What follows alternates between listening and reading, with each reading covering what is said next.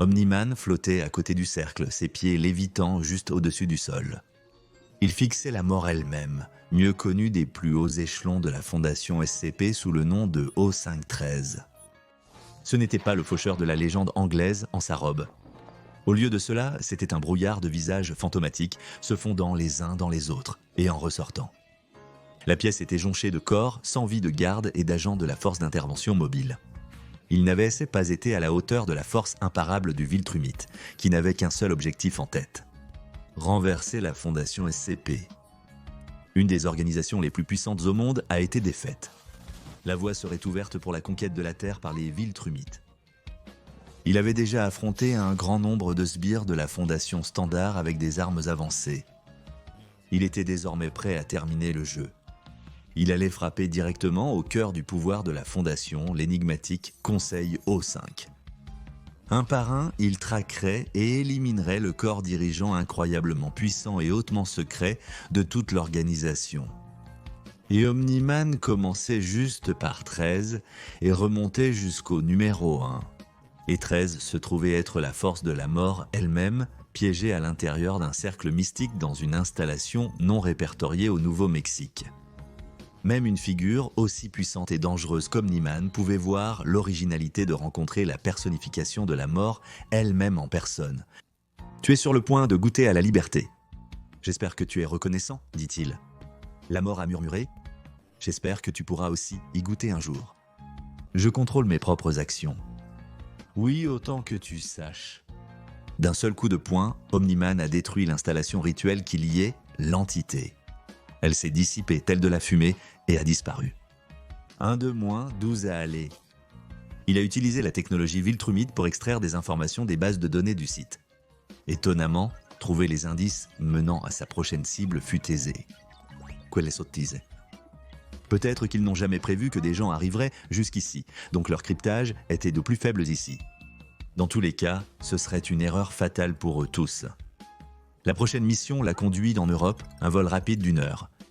Des F-30 et un nom essayaient de le suivre, le soumettant à un barrage de missiles et de tirs de mitrailleuses, dont la plupart il a facilement esquivé et contourné.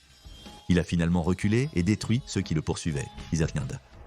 Il est rapidement arrivé à sa destination, une installation sécurisée cachée dans le quartier des affaires de Lausanne, où L512, le comptable, l'attendait. Il n'était pas exactement ce à quoi Omniman s'attendait, un cerveau flottant dans un énorme bocal connecté à une série de superordinateurs avec un grand réseau de fils. Le corps de cet homme était mort depuis longtemps, mais le Conseil voulait préserver son esprit mathématique de génie pour les générations futures.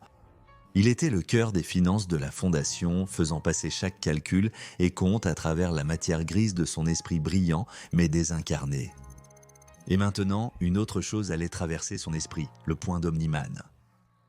Des drones armés ont rapidement envahi la pièce. Certains étaient équipés de mitraillettes et de lasers, d'autres chargés d'explosifs, et tous se précipitèrent vers Omniman. Les drones le heurtaient et tiraient, mais les balles et les éclats ricochaient sur sa peau extraordinairement résistante. Il n'a pas fallu longtemps pour qu'Omniman et O512 soient dans la pièce. Omniman a dit: ils auraient dû te laisser mourir il y a longtemps. Il a enfoncé son poing dans le bocal, en plexiglas avec peu d'effort, éclaboussant le cerveau à l'intérieur et envoyant le liquide de conservation déborder du bord du socle. 2 de fait, 11 à faire. Il a piégé O511, le père des mensonges, dans une base secrète au cœur d'une montagne sibérienne. Il a dû tuer des centaines de soldats lourdement armés pour atteindre l'homme. Mais au final, il était tout aussi charnel et vulnérable qu'un être humain que tout le monde. Le fait qu'il était un habilleur élégant ne le sauverait certainement pas. Omniman le tenait bientôt au-dessus d'une falaise abrupte avec seulement des rochers glacés et impitoyables en contrebas. Il avait lu dans le dossier qu'il avait volé de l'établissement O513 qu'Onz était celui qui avait la responsabilité de valider toutes les terminaisons de classe D. Cela ne devait probablement pas être très agréable de voir quelqu'un d'autre gérer sa propre fin. Avec un sourire narquois, Omniman l'a jeté par-dessus bord. Eleven a crié tout le long de la chute jusqu'à ce qu'un bruit brutal le fasse taire. Il ne reste que 10. Omniman a eu de la chance de trouver la suivante, O15, l'archiviste, une femme qui se cachait souvent dans la bibliothèque du voyageur. Il n'aurait jamais pu trouver l'un des chemins menant à la bibliothèque sans les instructions laissées dans les mêmes données qu'il avait dérobées plus tôt. Et cette fois, il était temps pour un peu plus de combat.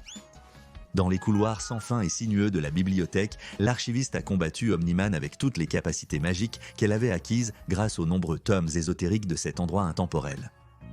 Elle lançait des boules de feu et déchaînait de puissantes décharges d'électricité qui jaillissaient sur son corps viltrumite.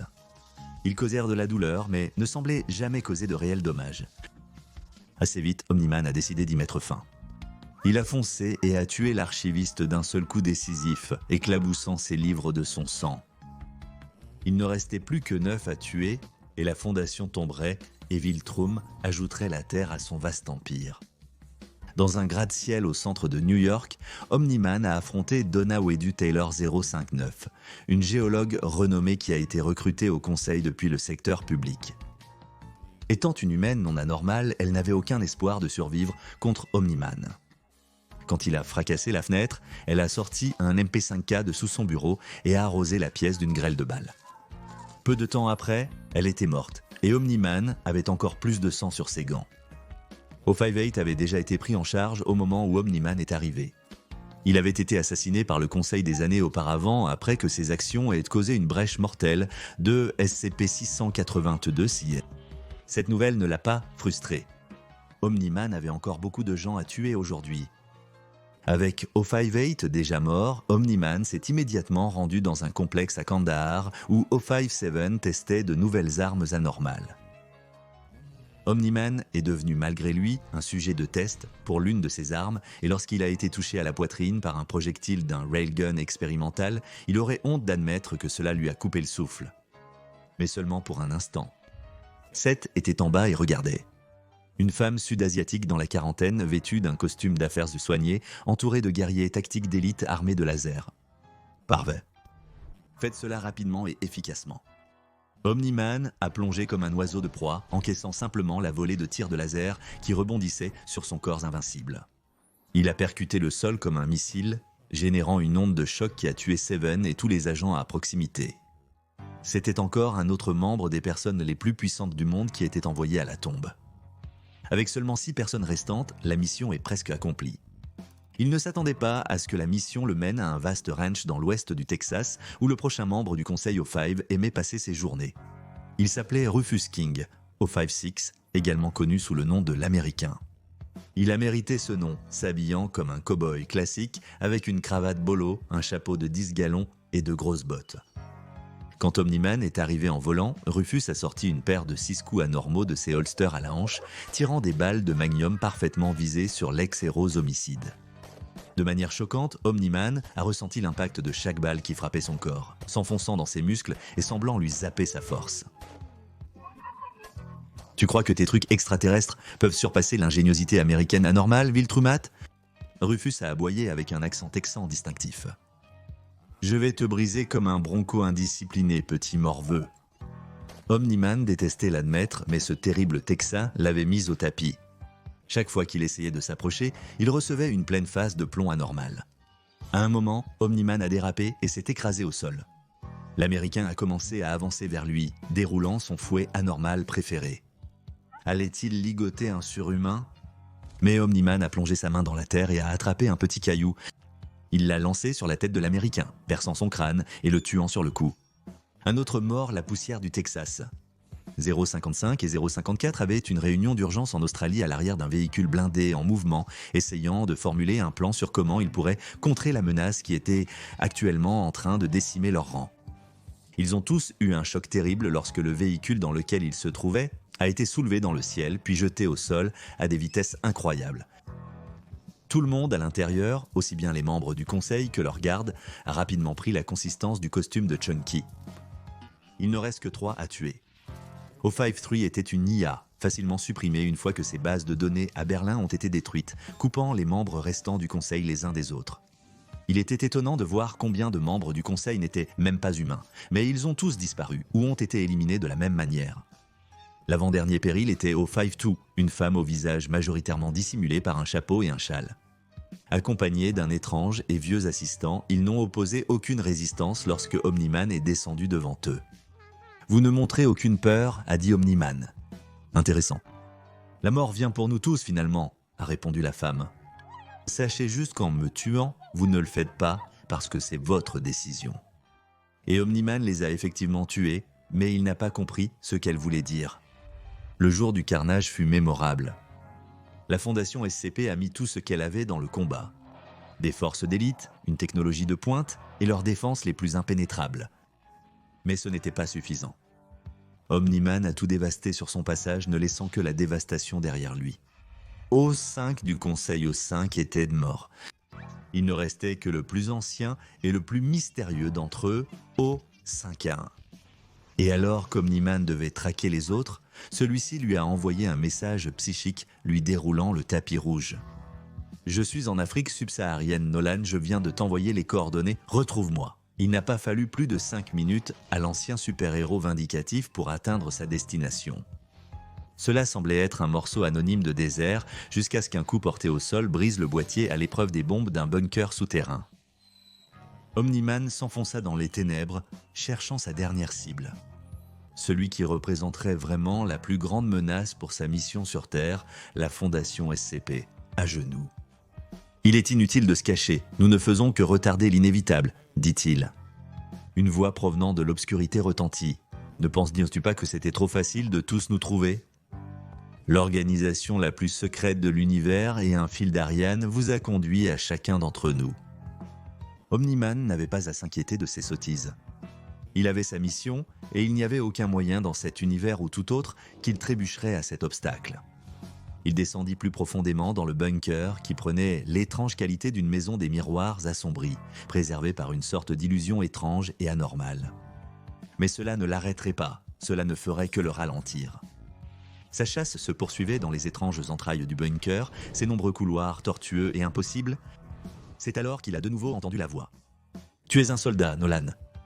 Tu dois être habitué à ce que tes pensées ne t'appartiennent pas. » Avec son ouïe améliorée, il s'est concentré sur la direction de la voix et a volé dans cette direction à grande vitesse, fracassant mur après mur de béton solide sur son passage.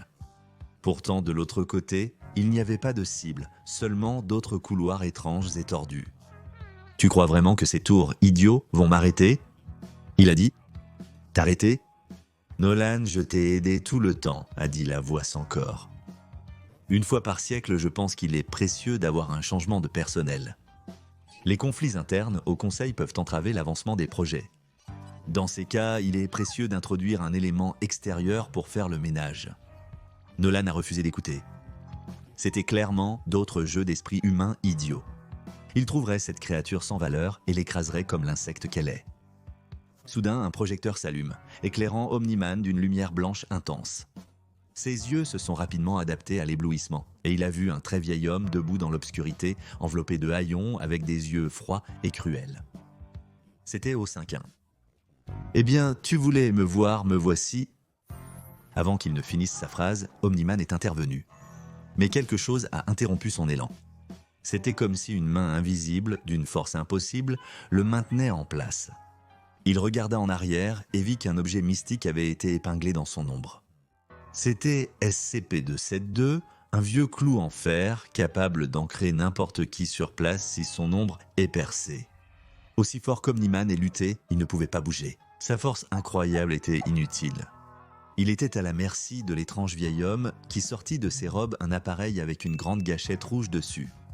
J'ai commandité un projet qui était controversé parmi mes contemporains, a déclaré O5A1. Les enfants, 9 jeunes psychiques d'une puissance exceptionnelle utilisés comme des batteries pour tirer pleinement parti de leurs capacités. C'était la seule façon dont nous pouvions renverser la situation face à un certain groupe de manipulateurs de réalité bien plus destructeurs que toi-même, Nolan. Omniman était tendu, son corps tremblait sous la pression alors que ses veines gonflaient et que les tendons de son cou se contractaient. « Je vais te déchirer atome par atome !» hurla le Viltrumite. « Drôle, » a dit O5A1. « Je pensais aussi faire ça avec toi. Je pourrais avoir fait ça à n'importe quel moment, d'ailleurs. Je pensais juste que tu devrais le savoir. » O5A1 a déclenché son appareil photo. Dans une zone lointaine et non divulguée, sous un mile de béton, les enfants se sont activés. Leur force psychique combinée a attaqué Nolan à un niveau quantique, manipulant et déformant les particules subatomiques qui composaient ses plus petits composants. Il a poussé un dernier cri de rage, puis il a disparu, ne laissant qu'un espace vide là où il se trouvait auparavant. O51, à nouveau seul, sourit. Nolan avait été d'une aide précieuse dans ses plans de restructuration. Demain, la promotion des nouveaux membres commence.